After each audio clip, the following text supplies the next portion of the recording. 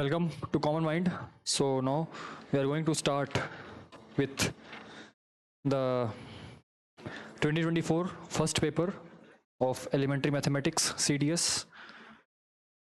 Okay, till now we have completed till 2023 papers, and now we are up to do the latest papers of the recent 3 years, 2 to 3 years, which have been passed, and I hope till now we have almost done till more than 20 papers. Each paper must contain 100 questions, and that means almost 2000 questions we have done, and it is a good amount of question. Nothing can be asked outside of this. Any question which comes will be surely into this topic, and this is enough. This is more than enough. And even if you practice the last 5-year PYQs, the main dominance and the main focus is on the PYQs itself. If you do that, and then you will have a great lead of any other candidate in the examination. Okay, so the instructions remain as usual. Now let us begin with the first question. It says that this is the ratio, this is the point. So let us suppose that A is equals to root 4k, B is equals to root 3k, and C is equals to root 2k, and D is equals to k. Now what is this? This is basically minus 4k square plus 3k square plus 2k square plus k square upon में a square कितना हो जाएगा 4k square plus minus में 3k square plus 2k square minus k square minus k square plus 2k square इस basically ऊपर आ जाएगा 2k square upon में क्या आ जाएगा k स्क्वायर 2k स्क्वायर. तो 2k स्क्वायर कैंसिल आउट होकर क्या हो जाएगा 1. ठीक है. The speeds of the 4 cars are 2u, 3u, 4u, xu, and the time taken by to cover the same distance. Distance same है, तो distance को constant रखते हुए तो ये हो जाएगा x1 t1 is equals to x2 t2. x1 क्या दे रखा है? Speed. Speed कितना है 2u. तो 2u into xt is equals to 3u into 4t. t से t कैंसिल आउट हो जाएगा, u से u कैंसिल आउट हो जाएगा. x की वैल्यू कितनी आ रही है 12/2 विच इज 6 है ना. आंसर आ जाएगा आपका option number B which is 6. Next question पे आते हैं. If m is to n is this and q p is to q is this.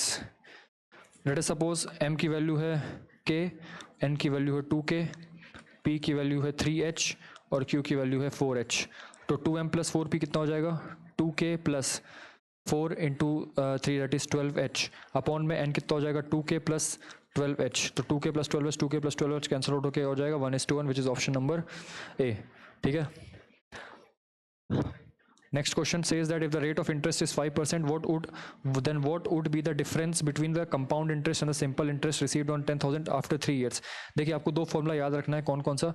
अगर यहाँ पे सिर्फ 2 years का पूछता है, difference of CI and SI of 2 years, then the formula is basically P into R by 100 का whole square. But यहाँ पे 3 years का पूछा तो 3 years का भी एक फॉर्मूला होता है क्या, P into R by 100 का होल स्क्वायर इंटू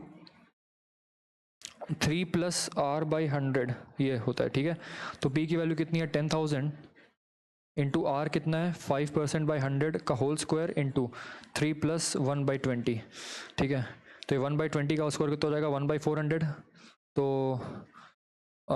ये आपका हो जाएगा 1/20, तो 1/400 हो जाएगा. तो 1/400 इंटू 10,000 0 तो ये हो जाएगा 25. सो 25 इंटू 61 डिवाइड बाई 20. सो 5 5 ज़ा 5 4 ज़ा, तो 5 1 ज़ा 5 6 5 ज़ा 30 डिवाइड बाई 4 4 7 ज़ा 28 25 4 6 ज़ा 24 1 10 4 2 ज़ा 20 4 5 ज़ा 25. तो 4 5 ज़ा 20, तो 76.25 जो है इसका करेक्ट आंसर आ जाएगा. A person bought a book at 3/4 of its listed price. Suppose the listed price is x. तो वो लाया कितने में, CP कितना हो जाएगा 3/4x and sold it at a 50% more than its listed price. यानी कि सेलिंग प्राइस क्या हो जाएगा 50% मोर, यानी कि x प्लस x/2 यानी कि 3x/2. ये हो गया उसका सेलिंग प्राइस, ये हो गया उसका cost price. Okay. What is the percentage of gain? Percentage gain क्या हो जाएगा SP माइनस CP. तो 3x/2 minus 3x/4 upon 3x/4 into 100. सो ये कितना आ जाएगा, ये तो ऊपर वाला 3x/4 रहेगा, नीचे वाला भी 3x/4 रहेगा.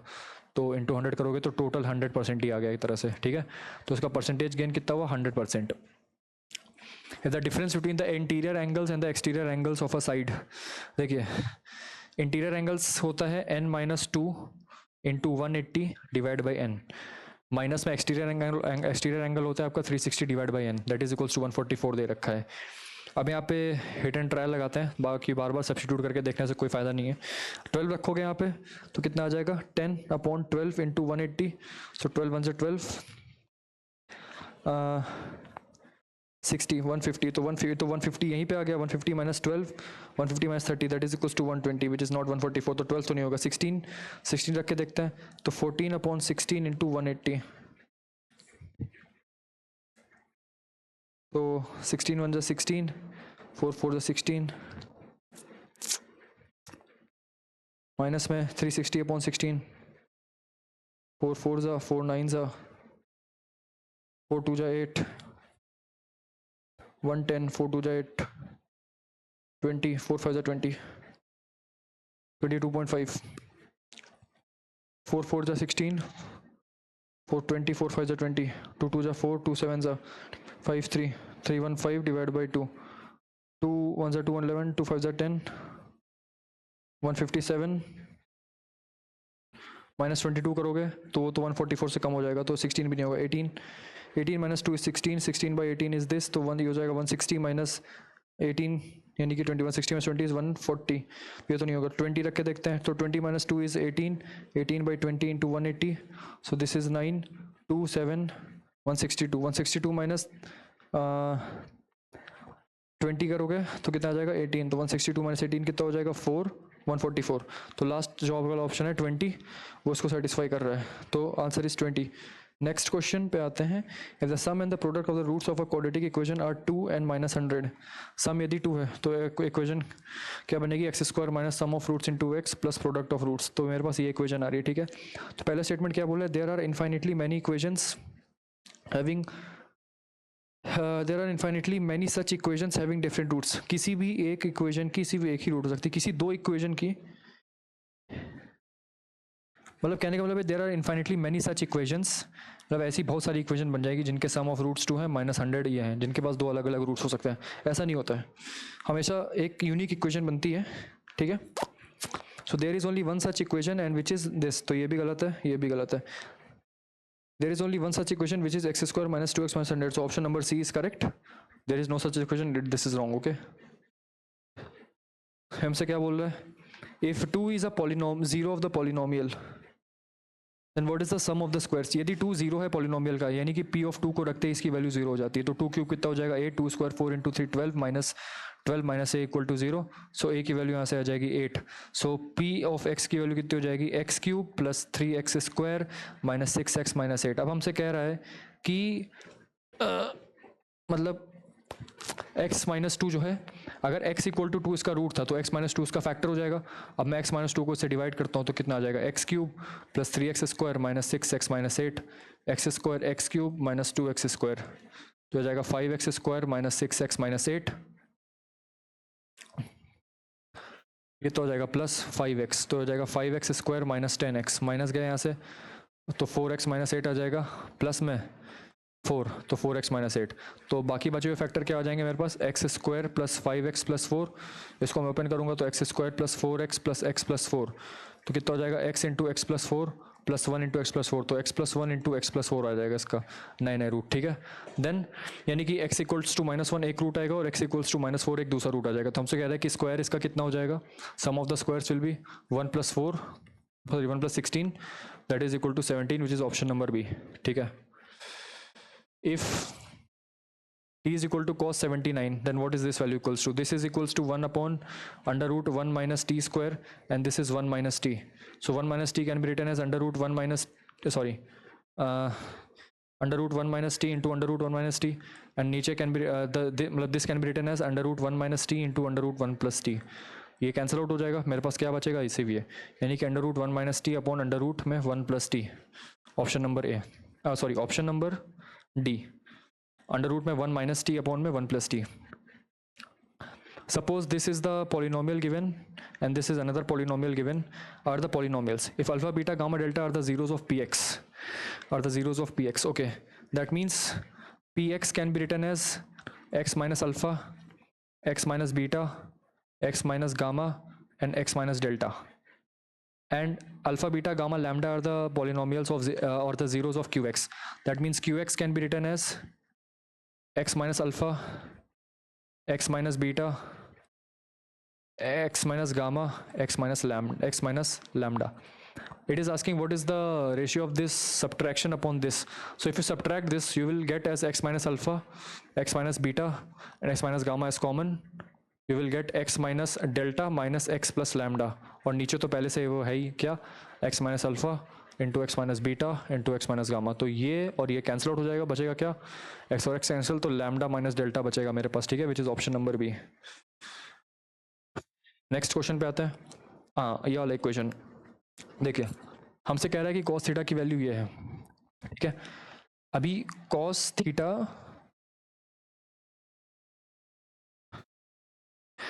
Is equals to x square plus p. Okay, now the thing is कि x square minus x cos theta plus p has a real solution. Real solution है तो discriminant greater than equal to zero होगा, यानी कि b square minus 4p is greater than equal to zero. ठीक है, so 4p is less than equals to cos square theta. 4p is less than equal to cos square theta. Now we know that theta is lying between 0 to pi by 4. Theta is between 0 to pi by 4. That means cos theta will lie between 1 by root 2 to 1 and cos square theta will lie between 1 by 2 to 1. Is that clear? So cos square theta की जो value है वो 1 by 2 या 1 के बीच लाई करेगी. तो जाहिर सी बात है, अगर 4p जो है cos square theta से ही कम है तो वो उसकी मिनिमम वैल्यू से कम होना चाहिए. तो 4p is less than equals to 1 by 2, therefore p is less than equals to 1 by 8. Option number B. ठीक है, now it says that what is the difference between the greatest value and the least value of this particular expression. अच्छा, तो हमको इसकी वो निकालनी है, कुछ नहीं करना है. देखिए, cos स्क्वायर थीटा को आप लिखो 1 माइनस साइन स्क्वायर थीटा, और यहाँ पे लिखो plus 3 sign square theta plus 2. तो यहाँ पे कितना हो जाएगा, 2 साइन स्क्वायर थीटा प्लस 3. हमको पता है कि जो साइन स्क्वायर थीटा होता है वो बिटवीन 0 to 1 लाई करता है. तो 2 साइन स्क्वायर थीटा कहाँ से कहाँ लाई करेगा, बिटवीन 0 to 2. और 2 साइन स्क्वायर थीटा प्लस 3 कहाँ से कहाँ लाई करेगा, 3 से लेकर 5. तो इसकी लीस्ट वैल्यू ये है, इसकी ग्रेटेस्ट वैल्यू ये है. इन दोनों का डिफरेंस कितना हो जाएगा, option number 2, option number 3 which is 2. Okay, 5 minus 3 is 2. ABC is a right angle triangle, right angle at B such that AB is equal to 6, AB equal to 6 and BC is equals to 8. What is the perimeter of the square inscribed in the triangle?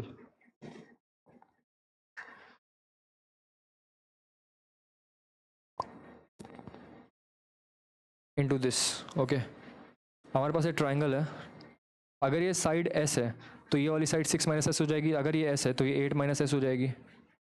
ठीक है, अगर मैं यहाँ पे concept of similar triangles लगाऊं, कहने का मतलब है कि अगर मैं इस वाले ट्राइंगल को देखूं, इस वाले ट्राइंगल को, और इस बड़े ट्राइंगल को देखूं, है ना, अगर मैं इस वाले ट्राइंगल को देखूं और इस बड़े वाले ट्राइंगल को देखूं, तो क्या हो जाएगा, जो सिमिलर ट्राइंगल्स हैं, सिमिलर ट्राइंगल्स ए, अगर मैं इसको डी ई बोलता हूँ, similar triangles A D E and triangles A B C are similar, they are similar. Okay, so यहाँ पे मैं लिख सकता हूँ 6 minus S upon S is equals to this S upon sorry 6 minus S upon 6 is equal to S upon 8. तो उसको multiply करोगे, इधर उधर ले जाओगे तो कितना हो जाएगा, 48 minus 8s is equal to 6s. So 14s is equals to 48. So s is equals to 48 divided by 14.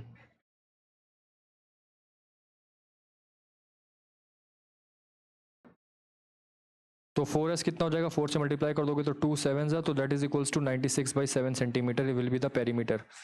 What is the greatest value of k for which this equation has real roots? Real roots है तो discriminant की value greater than equal to 0 करोगे, यानी कि b square minus 4ac it must be greater than equal to 0. 16 must be greater than equals to 8k. k must be less than equals to 2. The greatest value is basically 2. ठीक है, जल्दी जल्दी इसको करने का सॉल्व करते हैं. Consider the following data. If 93 is replaced by 94, the difference between new median and old median, between new mean and old mean, between new mode and old mode. पहले हम 1 और 3 की बात करते हैं. अगर आप 93 को 94 से रिप्लेस कर भी दोगे, अगर आप 93 को 94 से रिप्लेस कर भी दोगे तो मोड में तो कोई फ़र्क आने वाला नहीं है, क्योंकि अच्छा पहली बात इसको हम अरेंज कर लेते हैं इंक्रीजिंग ऑर्डर में. ठीक है, तो सबसे कम क्या है मेरे पास 36, 36 के बाद क्या है मेरे पास 41 है, फिर 43 है, फिर 61 है ना, फिर 61 के बाद क्या है मेरे पास 71 है, उसके बाद 92 है, फिर 95 है, फिर 99 है, 93 भी है यहाँ पे, 93, 94, 95,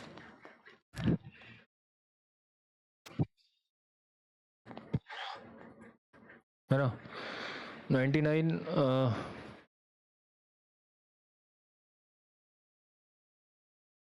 और क्या है 110 और 110 और 127, 1 2 3 4 5 6 7 8 9 10 11 12, 12 है क्या, 1 2 3 4 5 6 7 8 9 10 11 12, ठीक है 12 है.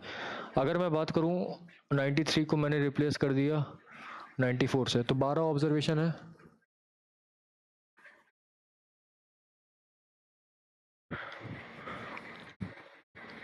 मीडियन क्या,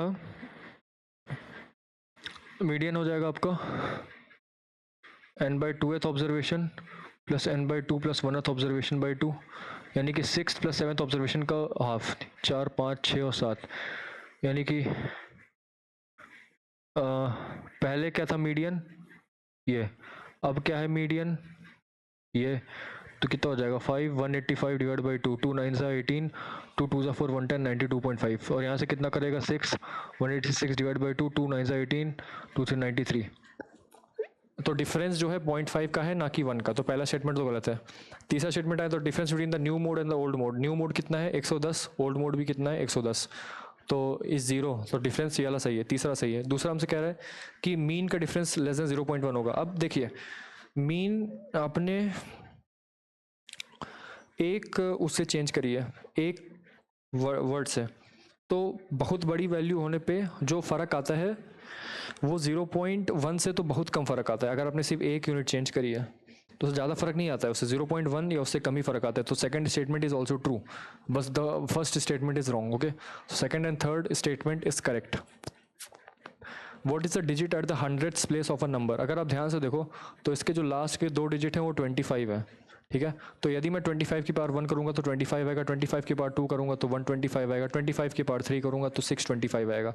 ऐसे ऐसे करता जाऊँगा करता जाऊँगा करता जाऊँगा. तो अभी आगे जितने भी 25 की पावर में जाएगा वो बेसिकली लास्ट के जो 3 डिजिट होंगे वो हमेशा 625 ही आएंगे. तो 100th प्लेस पे जो नंबर आएगा यानी कि इस वाले प्लेस पे वो हमेशा 6 आएगा. So the answer will be 6. ठीक है. If A B C are natural numbers then how many possible remainders are as follows. अगर आप ध्यान से देखो तो 1 टू द पावर ए का आप कोई भी ए ले लो, कोई भी ए ले लो, हमेशा जो यूनिट डिजिट आएगी वो 1 ही आएगी. और 2 की पावर बी की बात करें तो या तो 2 यूनिट डिजिट आएगी, या तो 4 आएगी, या तो 6 आएगी, है ना. 2 इंटू 2 4 इंटू 2 8 इंटू 2 16, 2 4 8 6 12, तो ये आएगी. ठीक है, अभी 3 की पावर सी को 1 रखने पे इसकी जो यूनिट डिजिट आती है वो 3 आती है, 2 रखने पे 9 आती है, अगेन इसको 3 रखेंगे तो 7 आ जाएगी, अगेन 3 रखेंगे तो 1 आएगी, अगेन 3 रखेंगे तो वापस से यही साइकिल स्टार्ट हो जाएगी विच इज़ 3 9 7 1. अब 4 के बाद डी में अगर आप डी को 1 रखोगे तो 4 आएगा, इसका स्क्वायर करोगे तो 6 आएगा, इसका स्क्वायर करोगे तो फिर से 4 आ जाएगा, है ना. आई मीन 6 इंटू 4, फिर अगेन 4 इंटू 4 6, तो ऐसे ऐसे करते करते बढ़ता जाएगा. तो ये हमारे पास टोटल यूनिक कॉम्बिनेशंस आ रहे हैं रखने पे कि इसका डिवाइड बाई 10 क्या होगा. अच्छा, अब सपोज मैंने इन सब का सम किया, इन सब का सम किया, कितना आया 10. मैंने अब इसका और इसका सम किया तो 2 + 1 3, 3 + 3 6, 6 + 6 12, इसका सम आ गया 12. फिर मैंने क्या किया, इसका सम किया तो वही सेम आएगा वही सेम आ जाएगा, ठीक है। अब मैं आता हूँ इस पे 1 2 9 और 4 पे। 1 2 9 4 का सम क्या हो जाएगा, 9 + 2 11 + 1 12 + 4 16, तो एक सम आएगा 16। अच्छा, अब 1 2 9 6 का सम करूँगा तो 18 आ जाएगा एक, ठीक है। तो अब हो गया 1 2 7 करेंगे तो 7 + 2 8 9 10, और एक सम आ गया 14। 1 2 7 6 करोगे तो कितना आएगा, 8 9 16, तो 16 तो हो ही चुका है। अच्छा, अब इस पे आते हैं 1 और 1 2 2 4 + 2 6, एक सम आ रहा है 6, ठीक है। 1 2 1 और 6 8 9 10, तो 10 तो ऑलरेडी ले ही चुके हैं। एक से बात है 4 पे, तो वही सेम चीज़ करेंगे। तो आप देख सकते हो कि इससे ज़्यादा तो नंबर नहीं आएंगे, ठीक है। इससे ज़्यादा नंबर आपके पास नहीं आ सकते, जो मैक्सिमम पॉसिबल कॉम्बिनेशन से वो आपके पास इतने ही आएंगे, ठीक है। मतलब और भी आ सकते हैं, लेकिन वो इसी को रिपीट करेंगे। तो इन सबको ऐड करने के बाद हमको 10 से डिवाइड भी करना है। जब मैं लास्ट के 2 डिजिट यदि 10 है, अगर मैं उसको 10 से डिवाइड करूँगा तो उसका रिमाइंडर तो 0 ही आ जाएगा। 12 है तो उसका रिमाइंडर आएगा 2, 16 है तो उसका रिमाइंडर आएगा 6, 18 है तो उसका रिमाइंडर आएगा 8, 14 है तो उसका रिमाइंडर आएगा 4, 6 है तो उसका रिमाइंडर आएगा 6। 6 और 6 दो बार रिपीट हो रहे हैं तो हम लेंगे नहीं, तो 0 2 6 4 और 8, तो टोटल हमारे पास ऐसे 5 जो है पॉसिबल रिमाइंडर्स आ सकते हैं इन पॉसिबिलिटीज को ऐड करने पे, which is option number C. Next वाले पे आते हैं, if N is a natural number then which is what is the sum of all distinct remainders of this 4 to the power n। अब फिर से देखते हैं, वही सेम केस है। 4 के पावर 6 करोगे तो 4 6 4 6 ऐसे ही आएगा, है ना। 6 की पावर n करोगे तो हमेशा 6 6 6 6 ऐसे ऐसे आता रहेगा। 9 की पावर n करोगे तो 9 1 9 1 ऐसे ऐसे आता ही रहेगा। 11 की पावर 1 करोगे 1 1 1 1, ठीक है।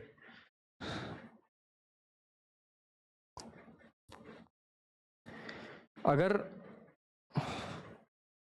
n ऑड है, if n is odd, n यदि ऑड है तो 4 टू द पावर n में से 4 देगा, 6 टू द पावर n में तो हमेशा ही 6 देगा, ये तो हमेशा ही 1 देगा, और 9 टू द पावर 1 में यदि 9 ऑड है तो ये देगा।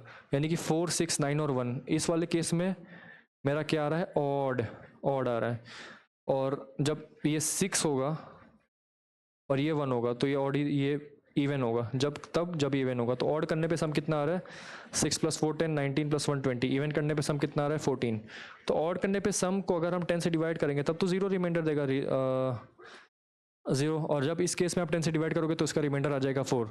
तो जब आप 0 और 4 को ऐड करोगे तो इसका रिमाइंडर कितना आ जाएगा, 4, ठीक है। तो दो पॉसिबल केसेस बन सकते हैं, या तो n इवन है या तो n ऑड है। What is when the number this is divided by 16। 16 के लिए हम लास्ट के 4 डिजिट्स को चेक करते हैं। जैसे 4 के लिए हम लास्ट के 2 डिजिट्स को चेक करते हैं, 16 के लिए हम लास्ट के 4 डिजिट को चेक करते हैं। तो लास्ट के जो 4 डिजिट है वो 9100 है।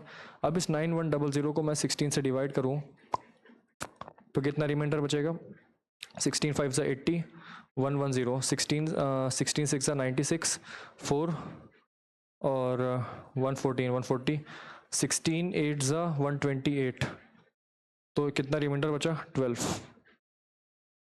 It is option number B, ठीक है। Now this question it says that A, B, C, D can complete a work in this and this hours respectively. Further, only one person can work at a time. यानी कि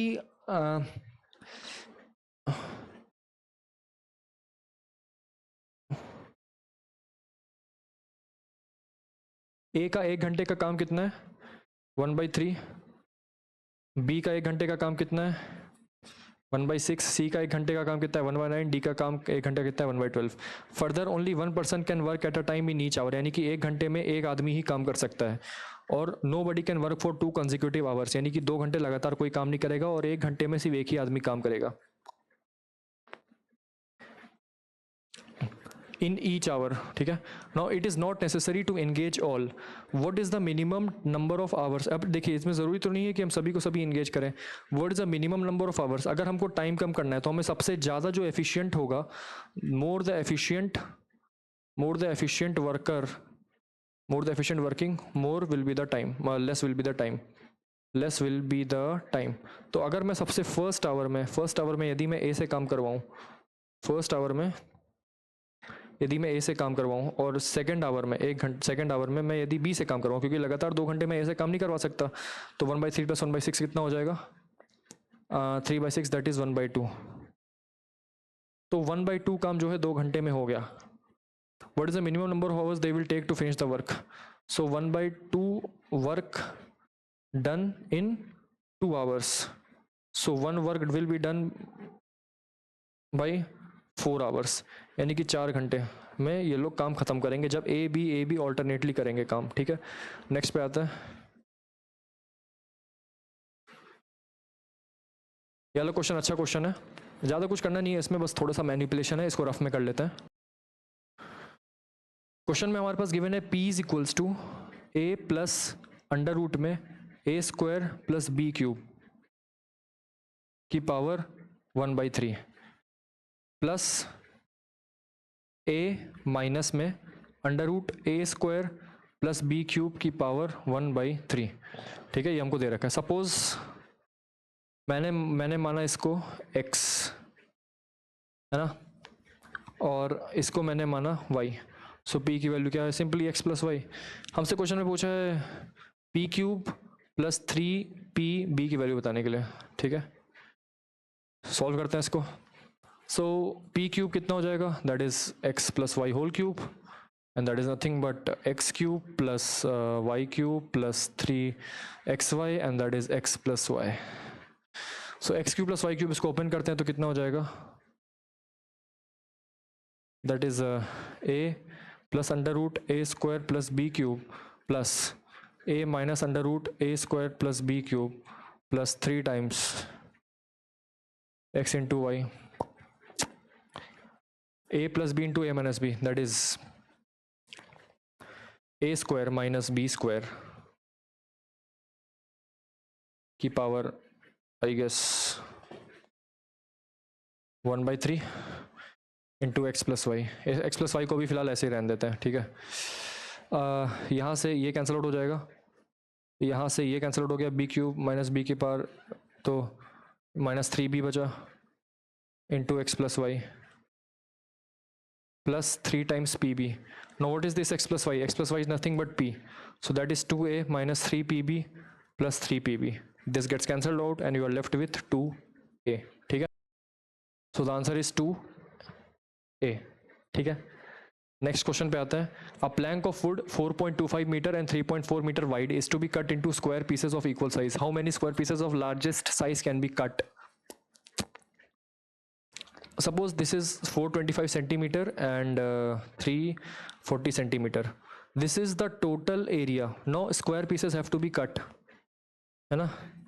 largest size क्या ही हो सकता है? Largest अगर मैं इसका देखूँ तो इसका जो HCF होगा वही इसका लार्जेस्ट साइज होगा. HCF of 425 and 340, 425 and 340. ठीक है, अब इसका HCF कैसे निकालेंगे? तो HCF निकालने के लिए इसको तोड़ना पड़ेगा. That is 5 into 5 is 40, 25, 5 into 85, 340 को करोगे ये कितना आ जाएगा? 5 इंटू 5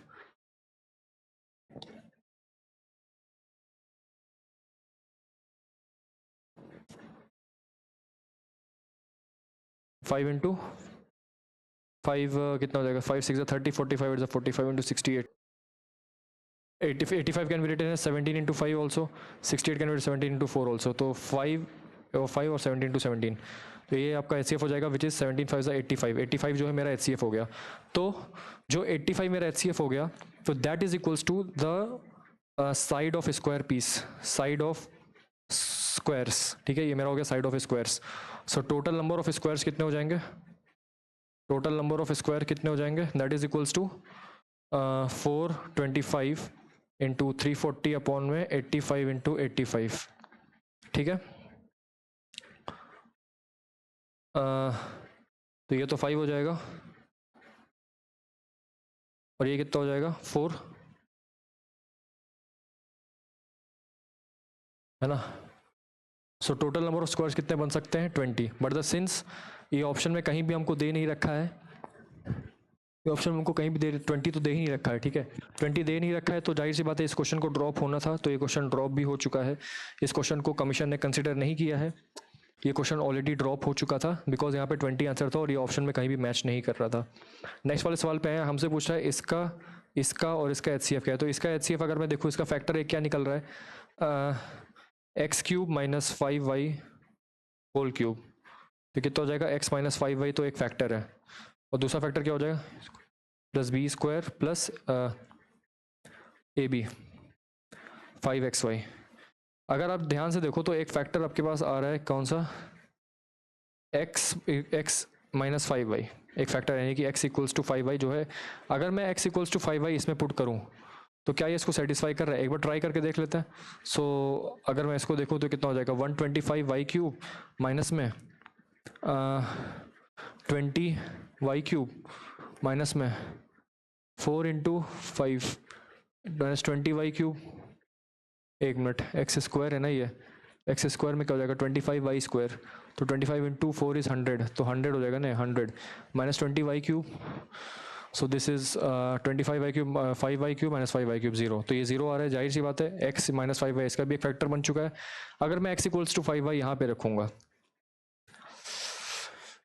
तो क्या ये इसको सेटिस्फाई कर रहा है, देख लेते हैं। इसको तो मैं फैक्टर करके खोल सकता हूँ, एक्स की पावर 4 माइनस में 25x square y square plus 12x square y square minus 300, तो एक्स स्क्वायर यहाँ से कॉमन लेंगे तो x square minus 25y square plus में 12y स्क्वायर कॉमन लूँगा तो बचेगा x square minus 25y square, तो एक्स स्क्वायर की वैल्यू हो जाएगी 25y स्क्वायर बस। और यहाँ से क्या आ जाएगा, x की वैल्यू कितनी आ जाएगी 5y, यानी कि x minus 5y equal to 0, एक इसका भी फैक्टर है। तो x minus 5y by 0 is x minus 5y is equal to 0, इसका फैक्टर है। x minus 5y is equal to 0, इसका फैक्टर है। x minus 5y 0 equals to 0, इसका फैक्टर है। तीनों का फैक्टर x माइनस 5y है। Now, if HCF of 768 is this and this, so 768 can be written as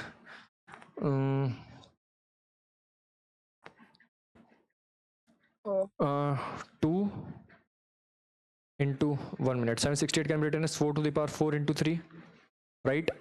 Now this 4 to the power 4 into 3 can be written as 2 to the power 8 into 3. Okay. 768 can be written as 2 to the power 8 into 3, and x to the power 6 y square can be written as x to the power 6 into y to the power 1.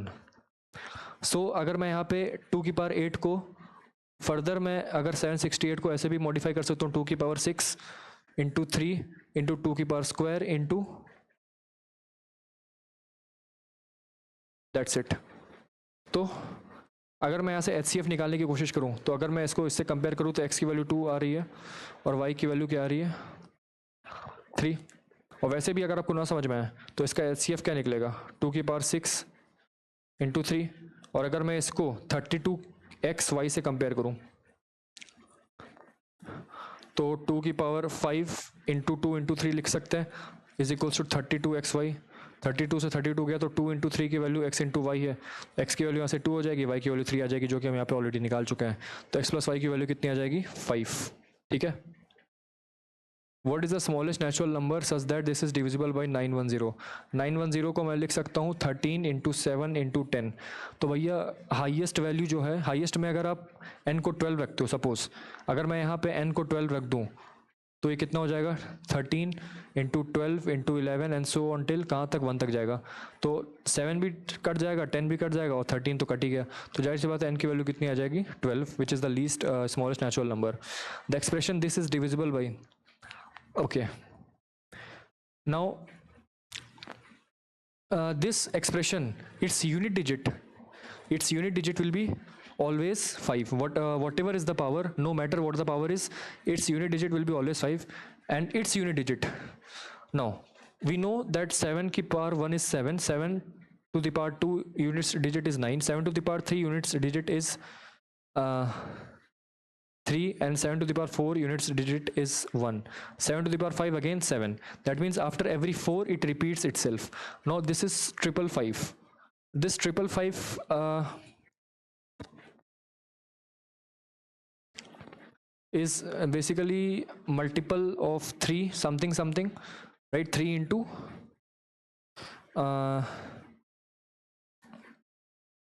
185, so it is a multiple of 3, okay, so that means its unit digit will come out as to be 3, so 5 plus 3, its unit digit is 8, and since that number is even number, so this even number is divisible by 2, the first statement is correct. Now the second statement, it says that whether this expression is divisible by 3. Now you've got to know the answer that there is a rule that if a number is divisible by 3, then any power of it is divisible by 3.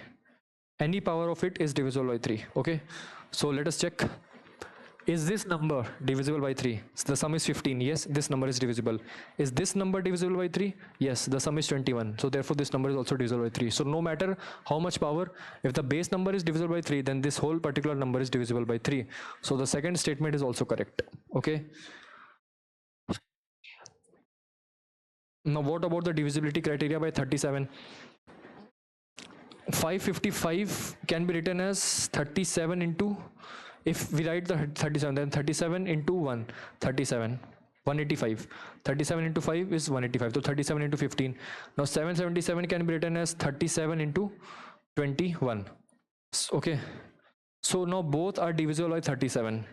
It says that is it divisible by 37? So now 555 can be broken down into the factor of 37 into 15, and this 777 can be broken down also into 37 into 21. So both the can be broken down into 37, and if it is divided by 37, then they will leave the remainder as 0. So 1, 2 and 3 both are correct. Okay, now consider the following statements. Is this expression, if this is not an integer, where m and n are integers, then n is not divisible by m. It is not an integer. Let us check. It is 3m square plus 2m plus 5 plus n by m. It is not an integer. So if it has to be not an integer, m and n are integers. तो मतलब कहने का मतलब ये है कि कहानी यहाँ तक सही चल रही थी कि अगर मैं यहाँ पे m की या n की कोई भी इंटीग्रल वैल्यू डालूँ तो ये तो इंटीजर देगी, लेकिन ये वाली वैल्यू तभी इंटीजर देगी जब n बाई m एक इंटीजर होगा. बट ये कह रहा है कि ये वाला एक्सप्रेशन इंटीजर नहीं है. तो अगर ये इंटीजर नहीं है तो जाहिर सी बात है n जो है वो m से डिविजिबल नहीं है. तो पहला स्टेटमेंट हमारा बिल्कुल सही है. ठीक है, पहला स्टेटमेंट एकदम करेक्ट है. दूसरा स्टेटमेंट हमसे कह रहा है कि क्या ये नंबर 48 से डिविजिबल है. इसको चेक करते हैं. तो ये हो जाएगा कितना, 2 क्यूब इंटू 8, 2 की पावर 3m इंटू 5, और ये कितना हो जाएगा 8 की पावर m,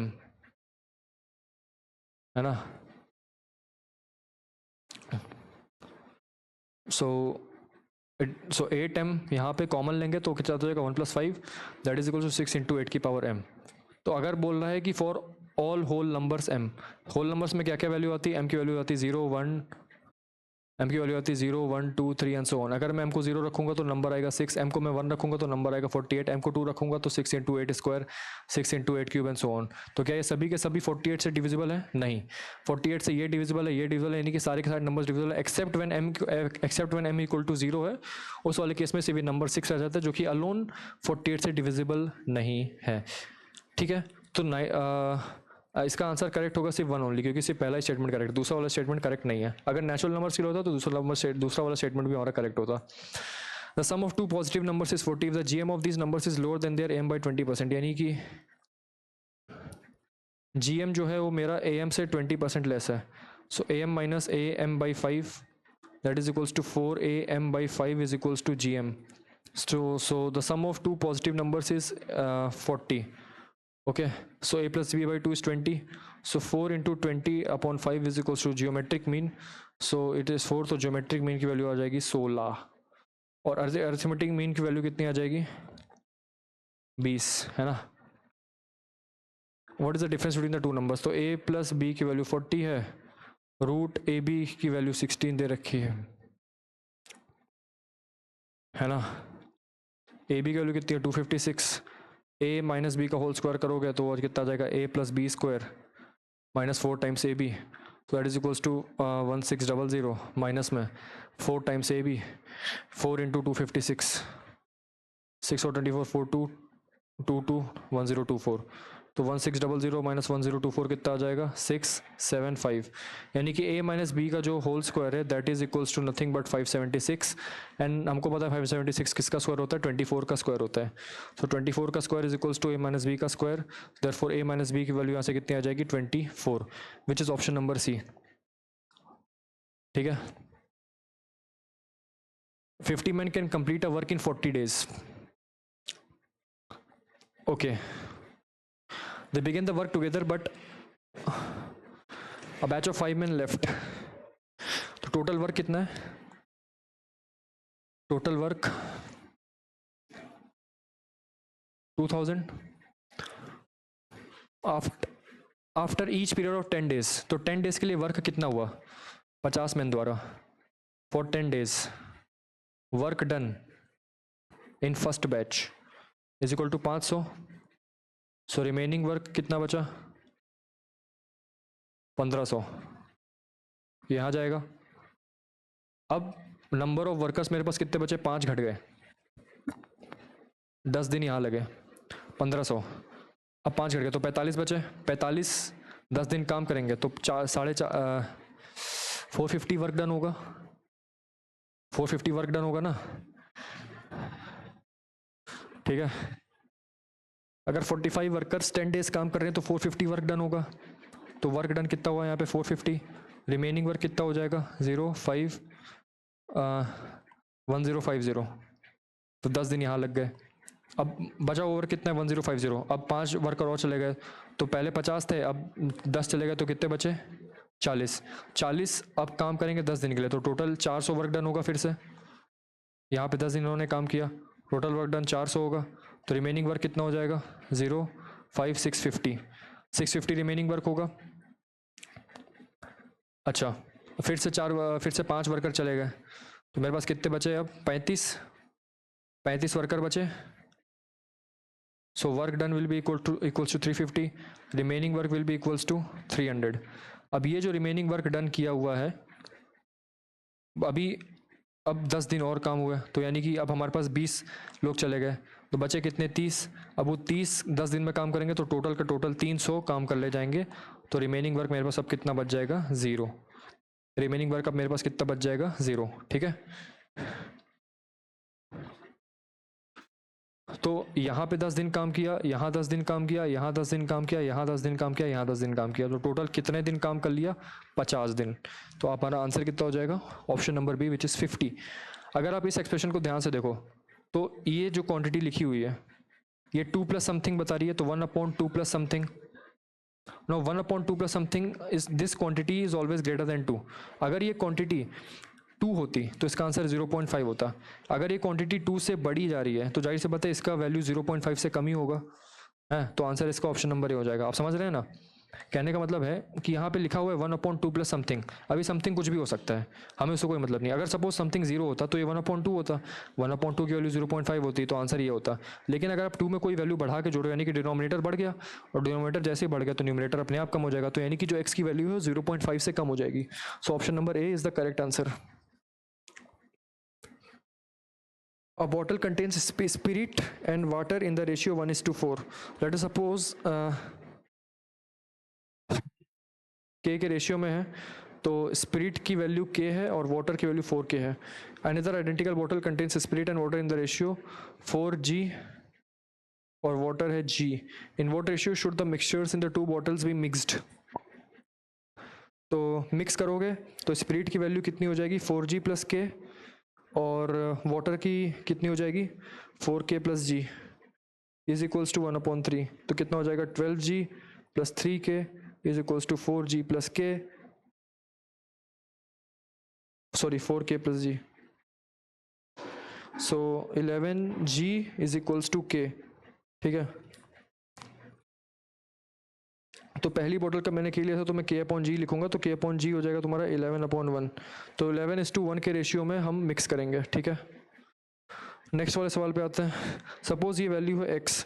अब दोनों इक्वेशंस को स्क्वायर करके ऐड कर दो. तो जब मैंने दोनों इक्वेशंस को स्क्वायर करके ऐड किया तो मेरे पास आया 9 sin square theta plus 25 cos square theta plus 30 sin theta cos theta that is equals to 25. दूसरे इक्वेशन को मैंने ऐड किया तो आ जाएगा 25 sin square theta plus 9 cos square theta minus 30 sin theta cos theta is equals to x square. दोनों को add कर दीजिए. ऐड करोगे तो ये कैंसिल आउट हो जाएगा. ये दोनों कुल काट पीट के 1 हो जाएगा. ये दोनों काट पीट के 1 हो जाएगा. That is equals to 25 plus x square. ठीक है.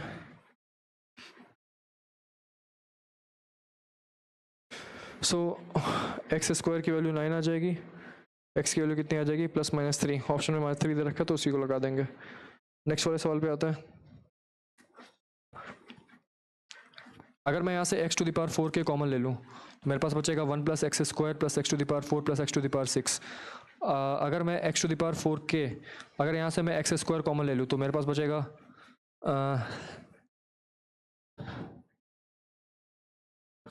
एक मिनट 1 लूँगा तो एक मिनट सॉरी, x² + 1 तो है ही। अगर मैं यहाँ से x² कॉमन लूँगा तो यहाँ पे x⁴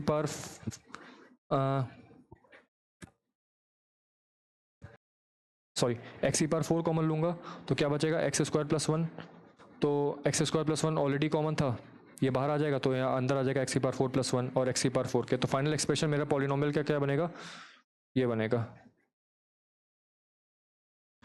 ठीक है, क्या ये पॉलिनोमियल, पहला स्टेटमेंट क्या बोल रहा है, क्या ये पॉलिनोमियल इससे कंप्लीटली डिविजिबल है, तो x² + 1 का फैक्टर आया तो इससे कंप्लीटली डिविजिबल है, यस, तो इसका रिमाइंडर आ जाएगा 0। दूसरे में हमसे बोल रहा है कि x⁴ + 1 को डिवाइड करने पे रिमाइंडर 0 आ रहा है, तो हाँ कंप्लीटली रिमाइंडर 0 आ रहा है क्योंकि ये भी एक फैक्टर है उसका, तो भैया फैक्टर ही ऊपर लिखे हुए हैं उसी से डिवाइड करो तो ऑब्वियस जाहिर सी बात है कि रिमाइंडर आपका 0 ही आना है, तो दोनों के दोनों स्टेटमेंट यहाँ पे सही हैं, बोथ 1 and 2 आर करेक्ट। ठीक है, what is the minimum value of this expression, so here you can write sin a + 5 + cosec a. Now differentiate this equation with respect to, you will get cos a cot x minus cosec a cot a is equal to 0. So cos a is equals to 1 upon sin a cos a upon sin a, तो sin square a cos a cancel out हो जाएगा, sin square a की value आ जाएगी 1, यानी कि sin a की value आ जाएगी +-1, लेकिन a की वैल्यू 0 से π/2 है तो sin a की वैल्यू 1 होगी, दैट इज पॉजिटिव, तो sin a की वैल्यू 1 है तो यहाँ पे रख दीजिए, कितना हो जाएगा 1 + 5 + 1 upon 1, तो 7/1 दैट इज 7, आंसर कितना आ जाएगा, ऑप्शन नंबर सी। ध्यान से देखिए तो ये पैटर्न आपको क्या बता रहा है, ये पैटर्न आपको बता रहा है 2k + 1 समेशन k = 1 से लेकर इनफाइनाइट में अपॉन k² × k + 1 का होल स्क्वायर, तो अगर मैं इसको ऊपर लिखूँ तो ऊपर लिख सकता हूँ k + 1 का होल स्क्वायर माइनस k², ऐसे लिखा जा सकता है, अपॉन नीचे क्या हो जाएगा k² × k + 1 का होल स्क्वायर, ही हो जाएगा। ठीक है, ये हो जाएगा। अच्छा, इसको मैं ऐसे करके लिखूँ तो कितना हो जाएगा 1/k² माइनस 1/k + 1 का होल स्क्वायर, समेशन k = 1 से लेकर इन्फिनिटी। अब 1 पुट करेंगे तो 1/1 माइनस 1/2 का स्क्वायर आ जाएगा, 2 पुट करोगे तो 1/2 का स्क्वायर माइनस 1/3 का स्क्वायर आ जाएगा, 4 पुट करोगे तो 3 पुट करोगे तो ये आ जाएगा, ऐसे करते करते जाएगा, ये कैंसिल आउट हो रहा है, ये कैंसिल आउट हो रहा है, कैंसिल के सारे सारे कैंसिल आउट हो जाएंगे, लास्ट में आपके पास जो एक्सप्रेशन आएगा वो 1/n + 1 का होल स्क्वायर बचेगा। लेकिन चूंकि n की वैल्यू टेंडिंग टू इन्फिनिटी है, n की वैल्यू टेंडिंग टू इन्फिनिटी, तो इस वाले केस में ये वाला टर्म एक्सप्रेशन भी 0 ही हो जाएगा, तो हमारे पास सिर्फ 1/1 बच रहा है, सो the answer will be 1 because it is a telescopic series. Now अच्छा क्वेश्चन है, रिपीटेड क्वेश्चन है, बार बार आता रहता है, तो इसको सॉल्व करते हैं। क्वेश्चन में हमसे बोला है कि 1/a + 1/b प्लस में 1/c प्लस में 1/d + 1/e, हमसे कोई वैल्यू पूछा, that is equals to given है 421/792, इसको a × b × c × d × e की वैल्यू निकालनी है। ठीक है, इसको मैं लिख सकता हूँ 1/792/421, तो इसको मैं लिख सकता हूँ 1 में अपॉन 421 प्लस कितना जाएगा ये 173, 421 + 371 लिख सकता हूँ, अपॉन में 421 आ जाएगा, सो दैट ये हमारा क्या हो जाएगा 1/1 + 371/421, ये फिर से वही नीचे जाएगा, तो 1/1 + 1/421/371, 1/1 + 1/371 + 0 550। ठीक है, ये हो जाएगा अपॉन में 371, तो ये काट पीट के कैंसिल आउट हो जाएगा, तो 1/1 +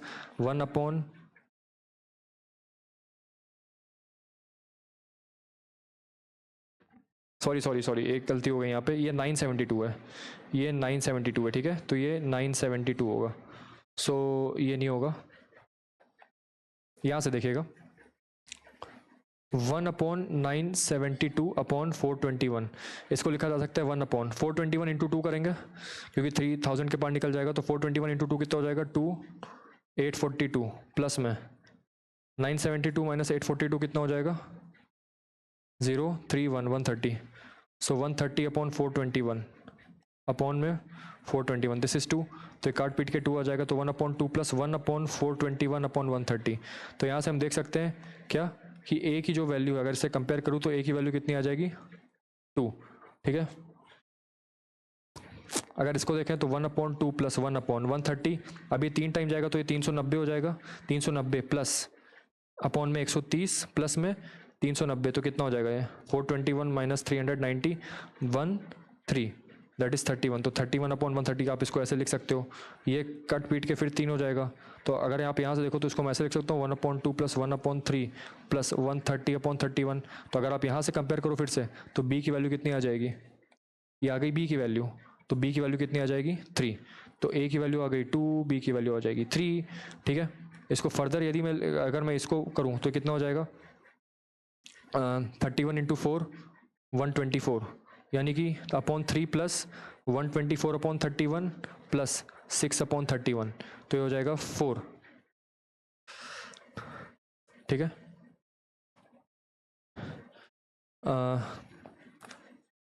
1/3 प्लस बेसिकली ये 1 में है ना, 1/130/31, तो 1/2 प्लस 1/3 प्लस 1/4 प्लस 1/31/6 ये आ जाएगा।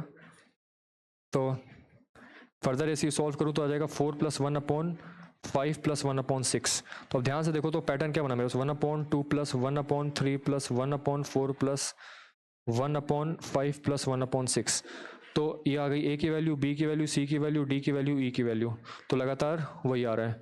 हमसे क्या वैल्यू पूछा था, हमसे वैल्यू पूछा था ये ए इंटू बी इंटू सी इंटू डी इंटू ई, तो लगातार वैल्यूज आ रही है 2 into 3 into 4 into 5 into 6, that is 720, तो इसका आंसर कितना आ जाएगा 720, ठीक है। A cube whose edge is 14 centimeter long has on each of its faces a circle of 7 centimeter radius painted yellow. What is the total area of unpainted surface? पहली बात तो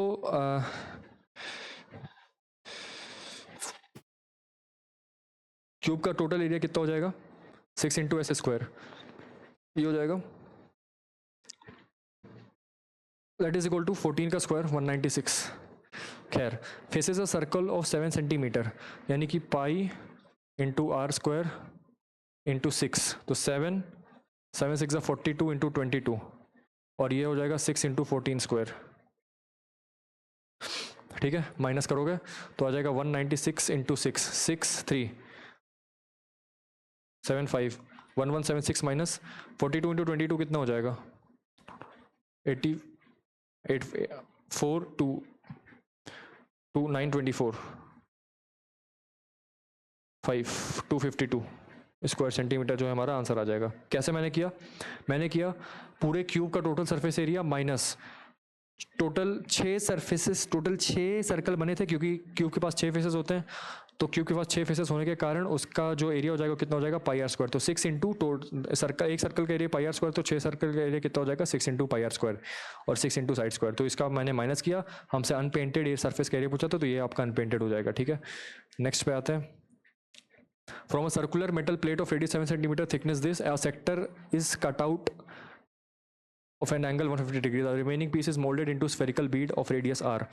ठीक है, पहली बात तो एरिया ऑफ सेक्टर कितना हो जाएगा, हो जाएगा half r square theta sector, और वॉल्यूम कितना हो जाएगा, वॉल्यूम से मल्टीप्लाई कर देंगे तो 0.16 इन मिलीमीटर से डिवाइड 10 से डिवाइड करेंगे तो 0.016 आ जाएगा, 0.016 सेंटीमीटर, यानी कि 16/1000, ये हो जाएगा 16/1000, तो कितना हो जाएगा that is equals to half r square, r square कितना दे रखा है 49, हाफ आर स्क्वायर 49 हो जाएगा into theta 150 into pi by 180, तो 3 5 ज़ा 3 6 ज़ा 5 पाई बाई 6 इंटू 16 बाई 1000, या फिर अच्छा पहली बात तो हम एरिया निकाल देते हैं। ये हमारा हो गया एरिया, और पूरे सर्कल के एरिया क्या था, पाई इंटू 49, तो पाई 49 माइनस 49 बाई 2 इंटू 5 बाई 6 ये हो जाएगा। सो कितना हो जाएगा 22 बाई 7, 7 से 7 गया,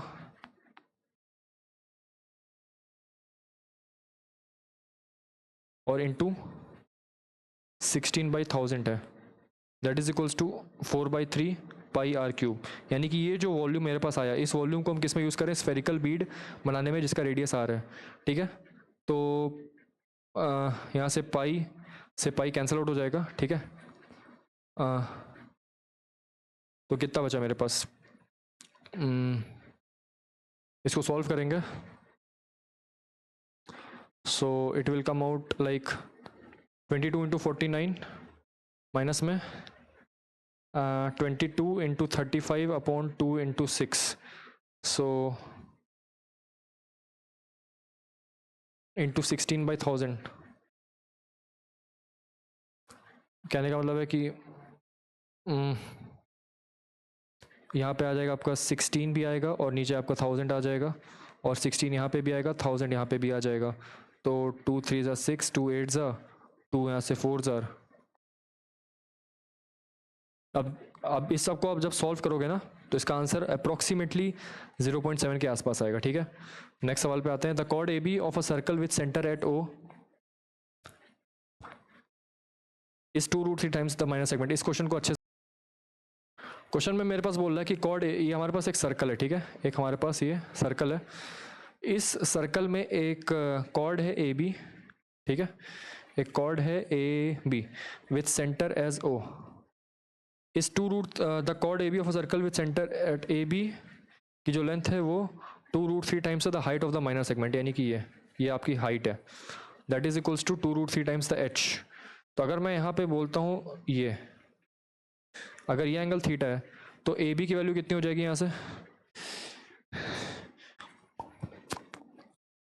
अगर ये आर है तो कॉस थीटा साइन थीटा कितना हो जाएगा, परपेंडिकुलर अपॉन आर, परपेंडिकुलर कितना हो जाएगा आर साइन थीटा, तो हो जाएगा 2r साइन थीटा, ठीक है। अगर मैं इस एंगल को थीटा बोल रहा हूँ तो ये 2r साइन थीटा हो जाएगा ए बी की वैल्यू, और एच कितना हो जाएगा, एच की वैल्यू हो जाएगी कितनी, ये कॉस थीटा हो जाएगा, तो यार ये और कॉस थीटा हो गया ना, ये आर कॉस थीटा हो जाएगा, ये आर साइन थीटा हो जाएगा, तो R cos theta R minus R cos theta, तो R into 1 minus cos theta. So 2r sine theta की जो वैल्यू है हमको दे रखी है 2√3 times r into 1 minus cos theta, को मैं लिख सकता हूँ 2 साइन स्क्वायर थीटा बाई 2, 2 से 2 गया, r से r गया, साइन थीटा को मैं लिख सकता हूँ 2 sine theta by 2 into cos theta by 2 is equals to 2√3 into sine square theta by 2, 2 से 2 फिर गया, साइन थीटा बाई 2 से साइन थीटा बाई 2 गया, तो मेरे पास क्या बचा 1/√3 is equals to tan theta by 2। So theta by 2 की वैल्यू को 30 होना पड़ेगा, यानी कि थीटा की वैल्यू को 40 होना पड़ेगा। अच्छा, हमसे क्वेश्चन में ये पूछ रहा है कि if P is the area of the sector O A B, यानी कि इस पूरे सेक्टर का जो एरिया है, सेक्टर ओ ए बी, उसका एरिया पी है, ठीक है। And Q is the area of the minor segment, Q is the area of the minor segment, Q is the area of the minor segment A B, ये minor segment है, ठीक है, ये पूरा जो आपका एरिया है वो माइनर सेगमेंट का एरिया वो Q है। देन P बाई Q की अप्रॉक्सीमेट वैल्यू निकालनी है, ठीक है, निकाल देते हैं।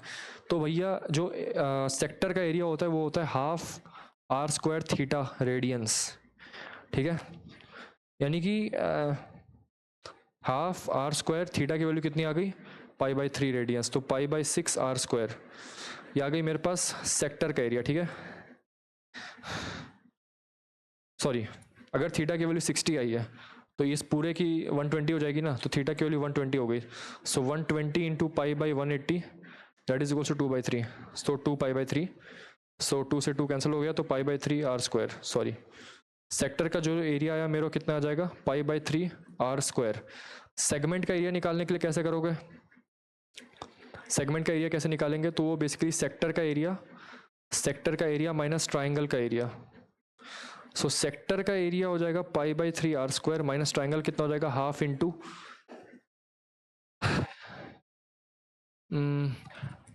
बेस ए बी कितना है 2r sine theta, 2r sine theta है ना, 2r sine theta half into base into height, height कितना है r cos थीटा, तो कितना हो जाएगा साइन थीटा की वैल्यू साइन 60 रूट 3 बाई 2, तो r by 2 root 3 into r square यहाँ पे हो जाएगा ना, into cos theta, cos 60 sine 30 is half, तो कितना हो जाएगा pi r square by 3 minus root 3 by 4 r square, ये मेरा हो जाएगा Q, P मेरा ऑलरेडी निकल चुका है पाई बाई 3 आर स्क्वायर, ठीक है। तो आर स्क्वायर कैंसिल होगा, तो ऊपर क्या बचेगा पाई बाई 3 और नीचे क्या बचेगा pi by 3 minus root 3 by 4, ठीक है।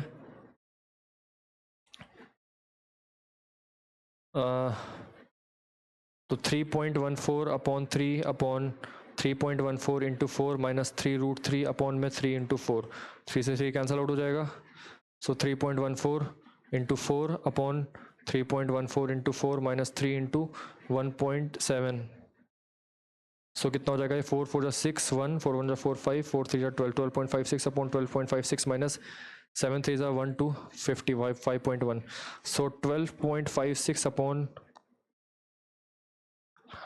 ये हो जाएगा 1, ये हो जाएगा सॉरी ये हो जाएगा 6, ये हो जाएगा 4 और 7.46 है ना, 7.46 प्लस 5.1 कितना हो जाएगा 12.56, तो 7.56 डिवाइडेड बाई 12.56 डिवाइडेड बाई 7.46, यानी कि 746 को यदि मैं 1256 से डिवाइड करूंगा तो वही आपका जो है आंसर आ जाएगा 0.15 0 पॉइंट, तो 746 इंटू 7 करोगे तो 7 6 42 2 4 7 4 28 2 3 1050, तो 5 2 तो मतलब वही इसके अप्रॉक्सीमेट में आ रहा है, तो कुछ तो 1.69 समथिंग के आसपास आएगा, that is nearly equals to 1.7, ठीक है। तो आंसर इसका है, आंसर इज 1.7।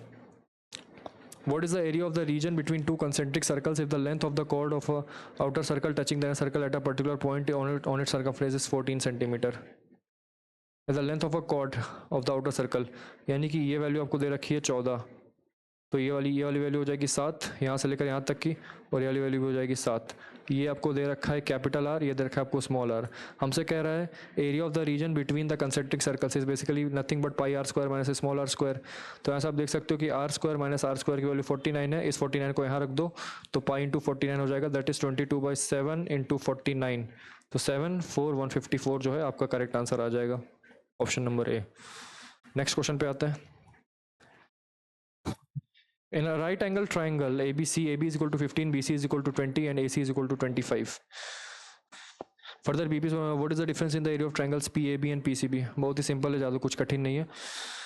हमारे पास एक ट्राइंगल दे रखा है ABC, AB की वैल्यू 15 है, BC की वैल्यू 20 है, इसकी वैल्यू 25 है। Further BP is perpendicular on AC. What is the difference in the areas of the triangles PAB and PCB?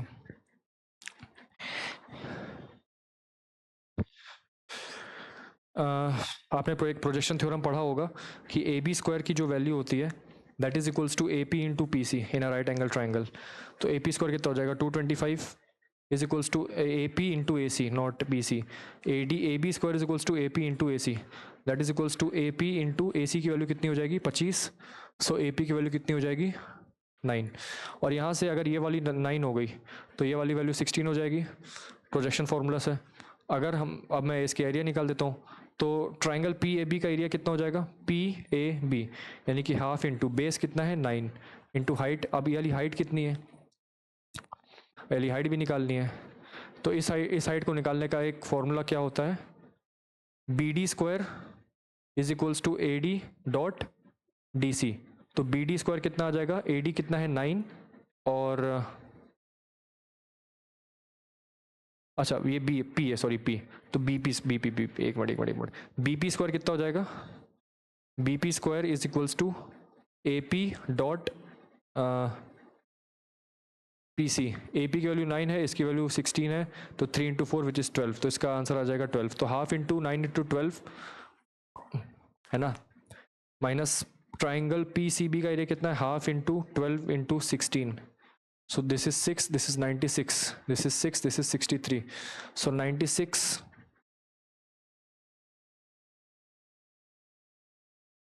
sorry 54, so 90 minus 54 will be, sorry 96, 96 minus 54 is 42 square centimeter, which is our answer।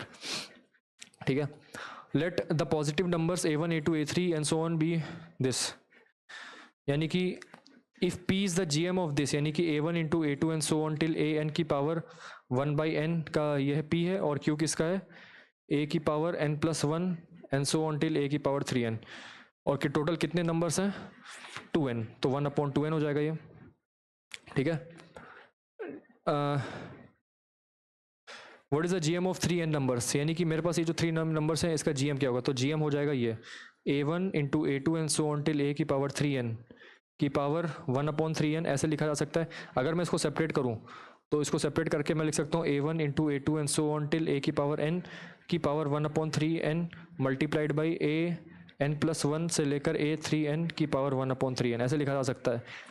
अब 1/n को अंदर लाएंगे और 1/3 को बाहर ले जाएंगे, तो ये जो टर्म लिखा हुआ है ये क्या है, a1 into a2 into a3 upon की पावर 1/n, ये हो जाएगा p, और बाहर क्या था p की पावर 1/3, ये हो जाएगा मल्टीप्लाइड बाई, अब ये वाला जो टर्म लिखा है वो कितना है 1 की पावर 2n, सो क्या करेंगे 2 से ऊपर नीचे मल्टीप्लाई कर देंगे और n को यहाँ रखेंगे तो 2/3 बाहर हो जाएगा, यानी कि q की पावर 2/3, ऑलरेडी 1/2n आपको दे रखा है q, तो q की पावर 2/3, तो आंसर कितना आ जाएगा मेरा p की पावर 1/3 इंटू q की power 2/3, which is option number D.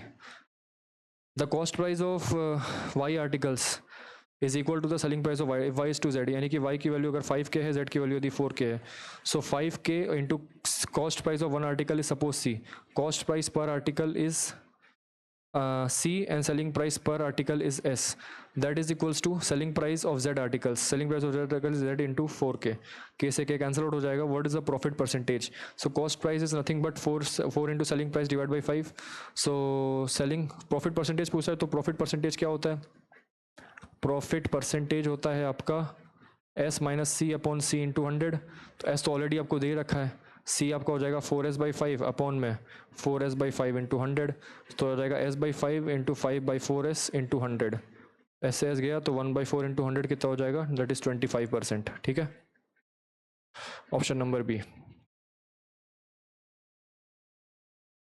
A sum of money invested at simple interest triples itself in 8 years।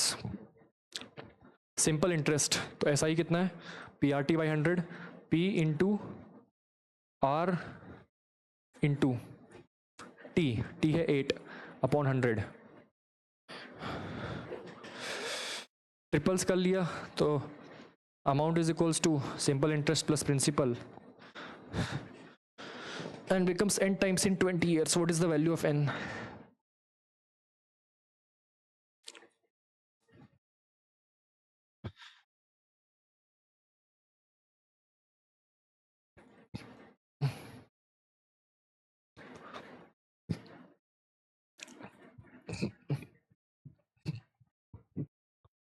ठीक है, तो इसकी वैल्यू हमको कितनी दे रखी है 3 8 3 ट्रिपल्स हम लोग की 3 टाइम्स p, तो p से p कैंसिल आउट हो जाएगा, तो यानी कि 2r अपॉन 25 की वैल्यू 2 हो जाएगी, तो r की वैल्यू यहाँ से कितनी हो जाएगी 25, r की वैल्यू हो जाएगी 25।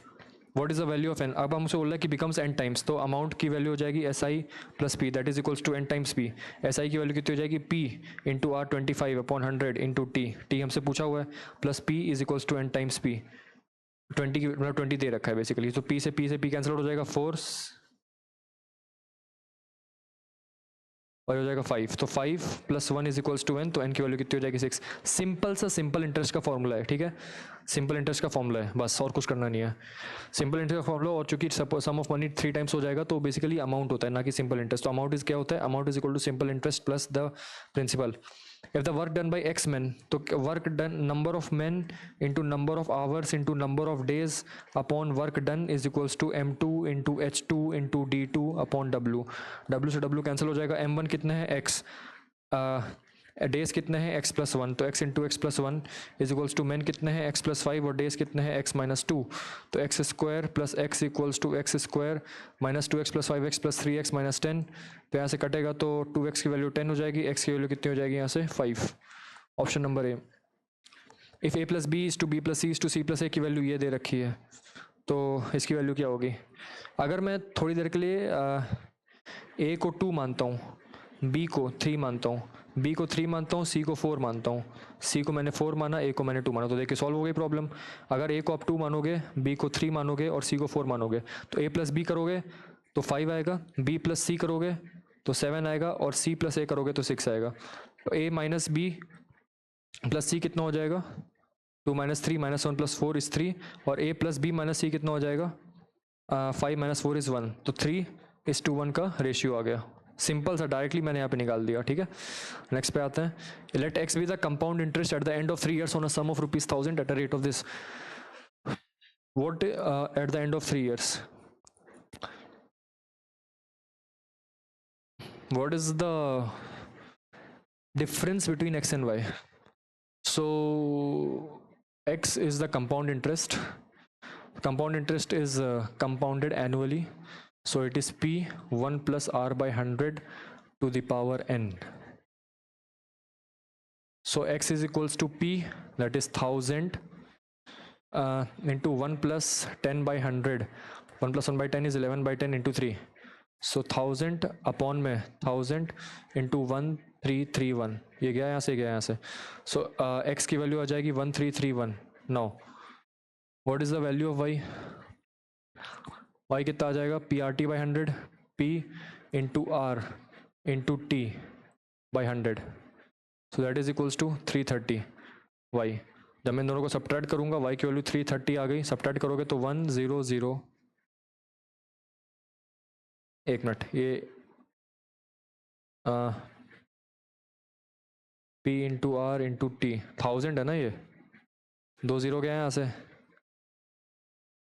अच्छा, यहाँ पे जो x आया है वो आपका अमाउंट आया है, ना कि compound interest. So compound interest क्या होता है, अमाउंट माइनस प्रिंसिपल.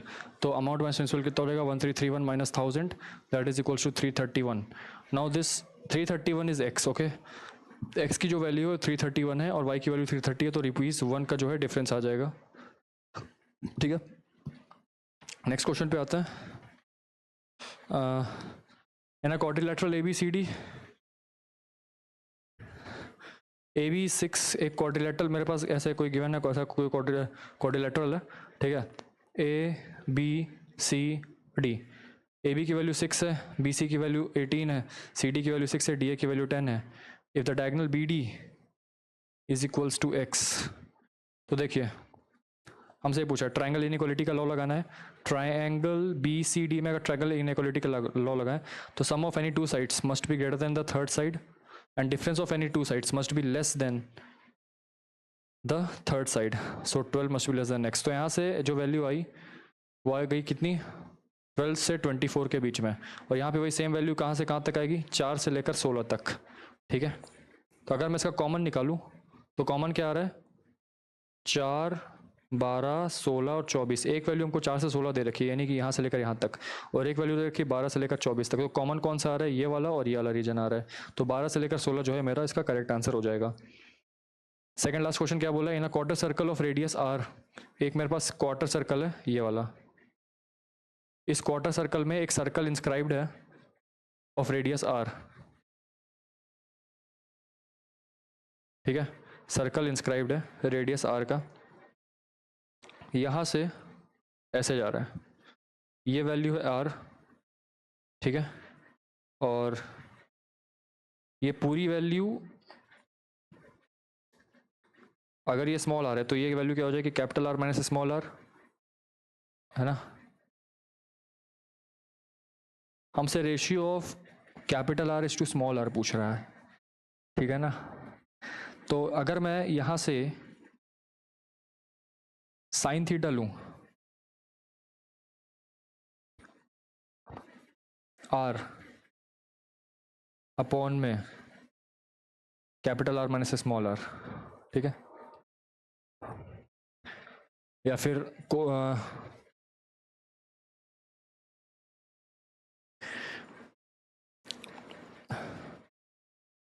और क्या इसको बोल सकते हैं,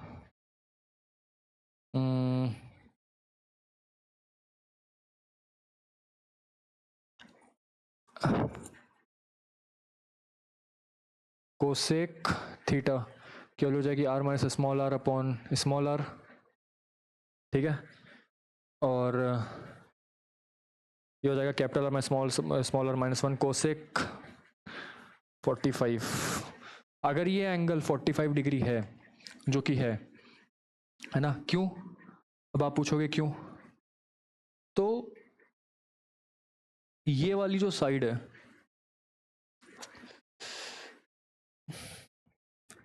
अच्छा पहले हम इस साइड का वो निकालते हैं कि इसका होगा क्या। तो capital R minus small R का whole square minus small R का whole square divide by under root, तो बेसिकली ये इसका आएगा, तो कितना आ जाएगा ये R square minus 2 capital R into small R, ये आएगा शायद, है ना। आर स्क्वायर तो आर स्क्वायर कैंसिल आउट हो जाएगा, तो कितना हो जाएगा R into R minus 2 R, ये आएगा, है ना। और अगर